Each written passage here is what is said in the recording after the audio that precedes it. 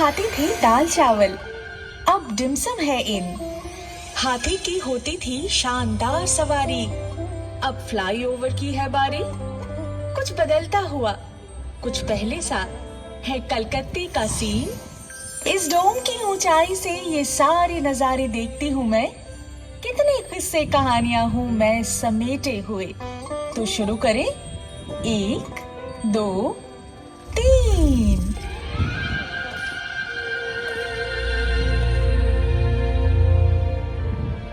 कभी बनता था पटचित्र मेरा, अब बनता है मीम। उम्र है मेरी 300-400 साल और हजारों है थीम। लड़की तो भली है ही ये, मगर ना जाने क्या क्या भूल जाए। तभी खुद आ गया मैं बनाने एक बेहतरीन टीम।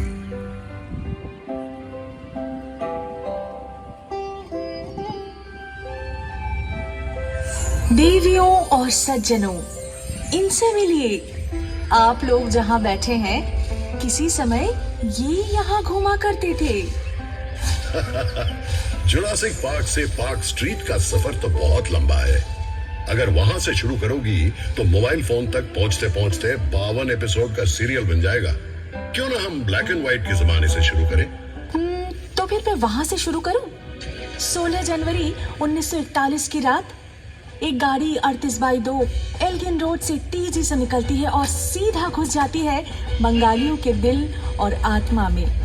नहीं, नेताजी सुभाष चंद्र बोस तो उससे बहुत पहले से कलकत्ते की आत्मा में बस चुके थे, जब वो 1930 में कलकत्ता के मेयर बने थे।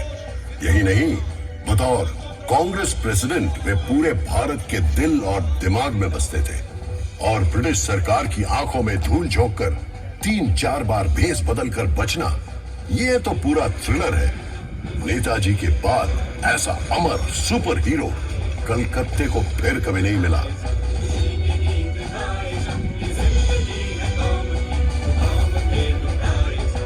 अच्छा, तो चलो ये भी बता दो कि कलकत्ते का सबसे बड़ा विलेन कौन है। इस पर तो मैं एक ऐसे विलेन का नाम लूंगा जिसका कोई नाम ही नहीं। नाम ही नहीं? मतलब? 1989 में लगातार 6 महीनों तक एक अनजान व्यक्ति रात के अंधेरे में सड़क पर सोते हुए 13 बेघर लोगों का पत्थर से खून करता है। मीडिया ने उसे नाम दिया स्टोन मैन। नहीं, इतने भयानक किस्से से इतिहास की शुरुआत होगी? मुझसे पूछो तो सबसे बड़ा विलेन है अमिताभ बच्चन। अमिताभ बच्चन? वो क्यों? वाह भाई वाह, नौकरी की तो कलकत्ते में, थिएटर किया तो कलकत्ते में, पर फिल्मों की बारी आई तो पहुंच गए बंबई। क्या जाता अगर बांग्ला सिनेमा में ही रोमांटिक हीरो बन जाते? इस लॉजिक से तो क्लिफ रिचर्ड का बचपन भी यही गुजरा है, कलकत्ता में। अरे मतलब हावड़ा में, एक ही बात है। वो भी यही रहते तो शायद सुमन चटर्जी की जगह खुद ही जीवनमुखी गाने लगते, है ना? और पेले, वो भी तो कलकत्ता आए थे। और लियोनेल मेसी, वो भी तो। देखो, मैं एक बात साफ कह दूं, फुटबॉल को लेकर कोई मजाक नहीं। 1911 आईएफए शील्ड के फाइनल में मोहन बागान क्लब के जाबाज खिलाड़ियों ने अंग्रेज टीम ईस्ट यॉर्कशायर रेजिमेंट को 2-1 स्कोर से हरा दिया था। जरा सोचो तो, अंग्रेजों के राज में पराधीन देश अंग्रेज टीम को ही हरा देता है, और एक ऐसा दल जिसमें सभी भारतीय हैं। कलकत्ते के इतिहास में जगमगा रहा है ये दिन। वाकई, पर उसी साल ही तो भारत की राजधानी कलकत्ता से बदलकर दिल्ली कर दिया गया था। उससे पहले 139 सालों तक मैं ही तो राजधानी था, ब्रिटिश भारत का मोस्ट इंपॉर्टेंट शहर। ओहो, तो इसमें दुखी होने की क्या बात है? उन दिनों कलकत्ते में स्वाधीनता आंदोलन की एक ऐसी लहर थी जो अंग्रेजों से संभाले नहीं संभल रही थी। तभी उन्होंने 1905 में तय किया कि बंगाल को 2 भागों में बांट दिया जाए। लॉर्ड कर्जन ने एक चिट्ठी में लिखा था, कलकत्ता षड्यंत्र का एक महाकेंद्र बन गया है, इसे इस सिंहासन से हटाना ही पड़ेगा। अरे याद नहीं, सुरेंद्रनाथ बैनर्जी के नेतृत्व में राष्ट्रवादी इंडियन एसोसिएशन यहीं पर तो बनी थी। फिर यहीं गठित हुई ऑल इंडिया नेशनल कॉन्फ्रेंस, जिससे आगे चलकर कांग्रेस का जन्म हुआ। तभी तो अंग्रेज सुरेंद्र नाथ को सरेंडर नॉट बुलाते थे, और इसी पुरजोर विरोध के चलते ही तो अंग्रेज बंगाल के टुकड़े करने में असफल रहे। हाँ, तभी तो 6 साल बाद गुस्से में आकर राजधानी को ही बदल डाला। पता है इससे क्या साबित होता है? कि तुम एक बहुत ही प्रभावशाली शहर हो, अन्याय के खिलाफ आवाज उठाने वाला शहर। हाँ, जिसे एक दिन मजाकी तौर पर जुलूस नगरी के नाम से पुकारा जाएगा, या फिर बीमार नगरी। अरे जाने दो, तुम्हें तो लोग सिटी ऑफ जॉय के नाम से भी पुकारते हैं। और ये भी तो सच है कि ब्रिटिश काल में तुम ब्रिटिश साम्राज्य के दूसरे खास शहर के रूप में जाने जाते थे। मतलब लंदन के बाद तुम्हारा इनाम आता था। अरे वो तो बस पैसों के लिए, सिर्फ कर संग्रह और झूठ विक्रय से ही अंग्रेज करोड़ों रुपए कमा लेते थे। क्या मुसीबत है? अगर कलकत्ते की निंदा करूं तो तुम चिढ़ जाते हो, और तारीफ करूं तो खुद ही निंदा करने लगते हो। मतलब बस बहस करनी है ना? बहस करना तो मेरे खून में है। जानते हो भारत में पहला सेंसरशिप कानून क्यों बनाया गया था? क्यों? 1872 में जब गिरीश घोष ने इसी शहर में नेशनल थिएटर का गठन किया था, उनका पहला नाटक था दीनबंधु मित्रा का नील दर्पण। अच्छा। 3 साल बाद ये नाटक पूरे भारत में टूर कर रहा था। उसी दौरान एक दिन लखनऊ में ये नाटक चल रहा था, तो जिस सीन में भारतीय किसान आकर अत्याचारी नीलकर साहब को मारता है, उसे देखकर दर्शकों के बीच बैठे हुए ब्रिटिश सेना ने स्टेज पर चढ़कर सब तोड़-फोड़ करनी शुरू कर दी। क्या बात करते हो? अगले ही साल जब प्रिंस ऑफ वेल्स ने कलकत्ता का दौरा किया, तो समूह ने तुरंत उनके स्वागत समारोह को लेकर एक व्यंग्य नाटक का मंचन किया। क्या बात। उसके बाद अत्याचारी पुलिस कमिश्नर को लेकर भी एक और नाटक। फिर क्या था, तुरंत लागू हुआ ड्रामेटिक परफॉर्मेंस एक्ट, सेंसर की तलवार। जिसमें सेंस ज्यादा हो उसके पीछे सेंसर तो पड़ेगा ही। वहीं दूसरी तरफ जेम्स हिकी को देखो। 1870 में जब उन्होंने यहाँ से भारत का पहला समाचार पत्र द बंगाल गैजेट प्रकाशित किया, तब वे लेडी हेस्टिंग्स की गतिविधियों की आलोचना भरे लेख छापने से भी नहीं चुके। वाह। ठीक उसी तरह जैसे तुम्हारे आजकल की लिटिल मैगजीन सिस्टम का दोषारोपण करती रहती है। पूरा दिन विरोध, गुस्सा, अथॉरिटी पर व्यंग, यही सब यहाँ के लोगों के पेट में उबलता रहता है। तभी तो कलकत्ता वालों का लिवर जो है ना, इतना कमजोर है। अजी, ना तो हमारे लिवर में कुछ खराबी है और ना ही हमारे कैंटिलीवर में। हावड़ा ब्रिज एक कैंटिलीवर ब्रिज है ना?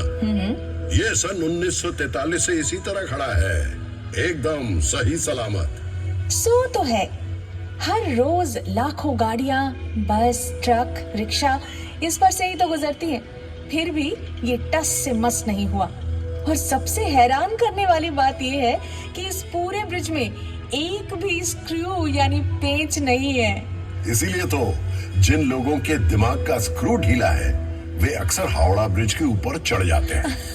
लेकिन वहां से क्या नजारा मिलता होगा, इमेजिन कर सकती हो? मैं इमेजिन नहीं कर सकती। लगभग 100 सालों से विक्टोरिया मेमोरियल की चोटी पर अपने पंख फैलाए खड़ी हूँ मैं। क्या आपको कोई अंदाजा है कि मैं यहाँ से क्या क्या देख सकती हूँ? मैंने प्रेम में डूबी जोड़ियां, उनकी नोकझोंक, ये सब देखे हैं। निकम्मे लोगों की भीड़ भी, और अकेडमी ऑफ फाइन आर्ट्स की एक्सपेरिमेंटल पेंटिंग्स भी।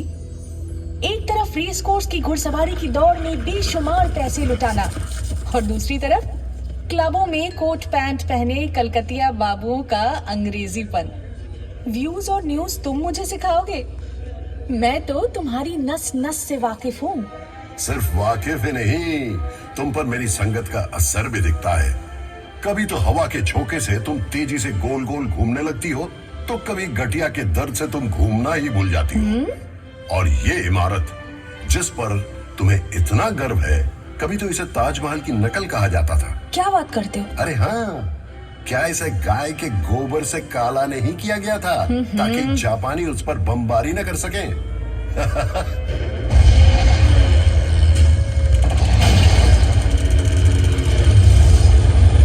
इसमें इतना हंसने की क्या बात है? तुम्हारे मुंह पर भी कुछ कम कालिख नहीं पुती है।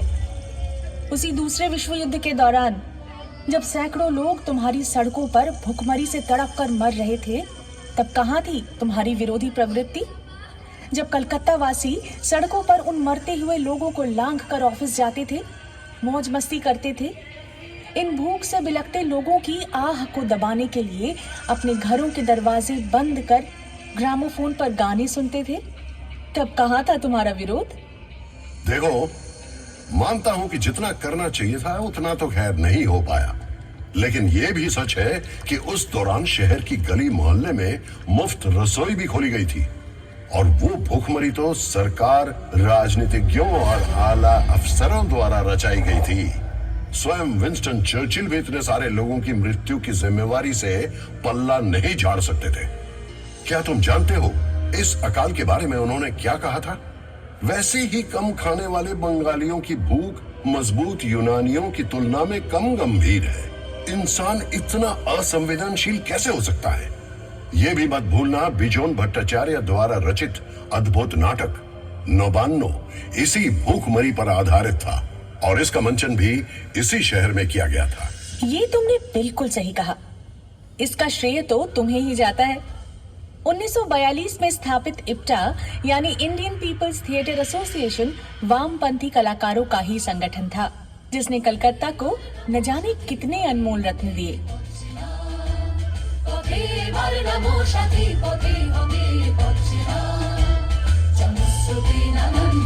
और सिर्फ नौबान्नो ही क्यों, यहाँ से तो कई यादगार गाने, नाटक और फिल्मों का जन्म हुआ।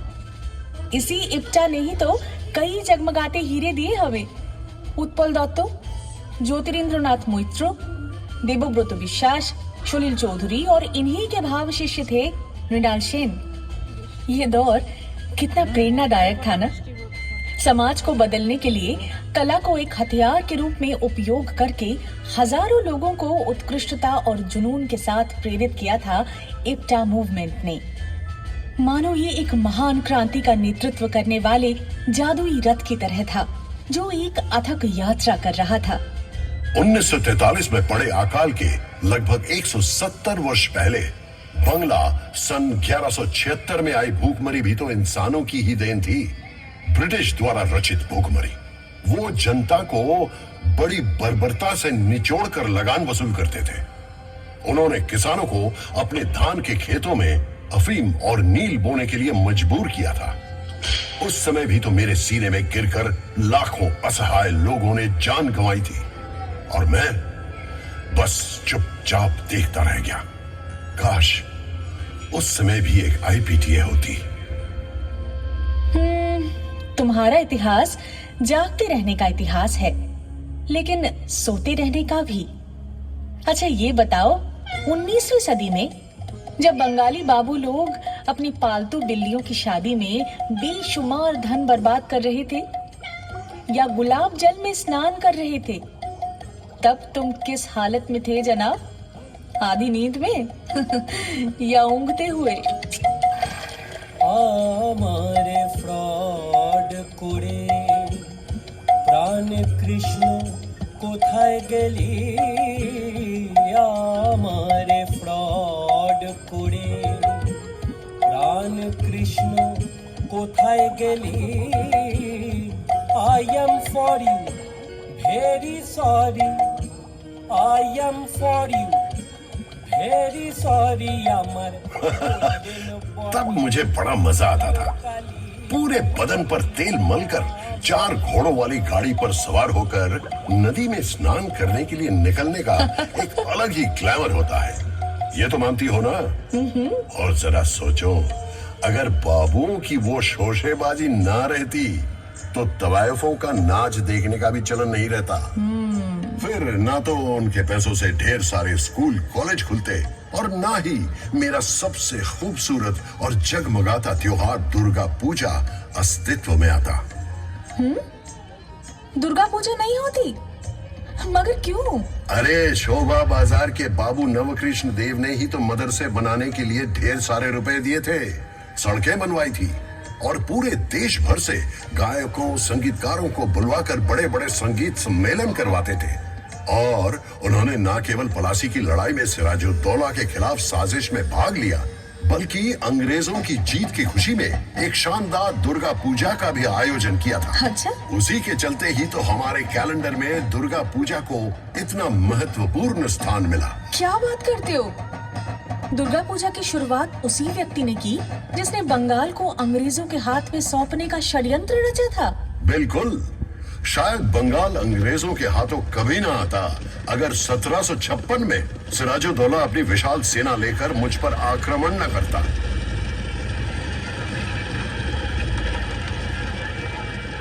अगर वो ईस्ट इंडिया कंपनी की सेना की जमकर धुनाई ना करता तो अंग्रेज इतनी जल्दबाजी में एक नवाब के विरुद्ध जंग में कभी ना उतरते।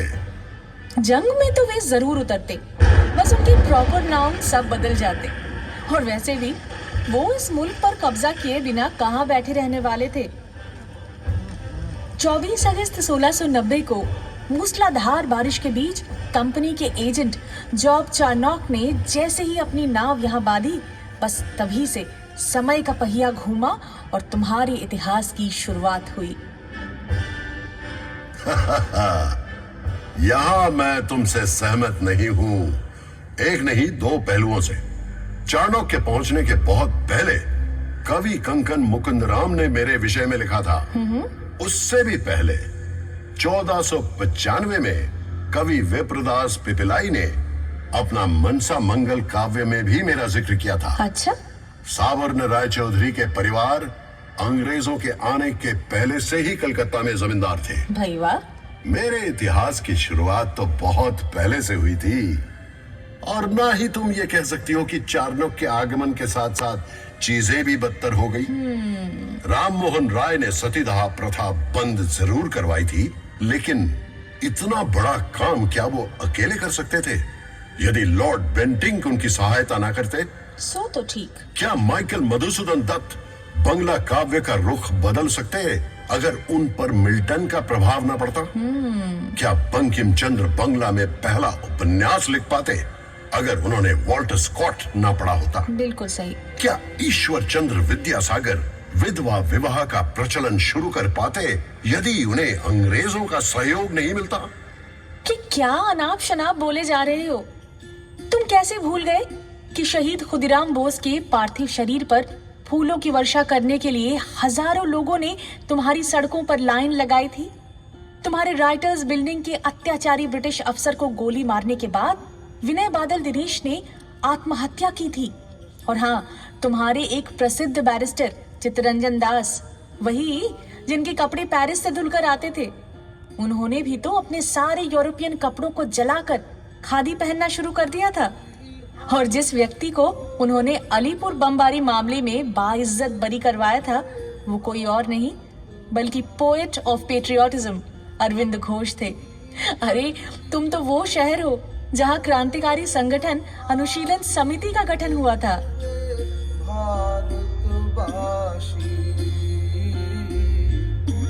একবার বিদায় দে মা ঘুরে আসি, একবার বিদায় দে মা ঘুরে আসি।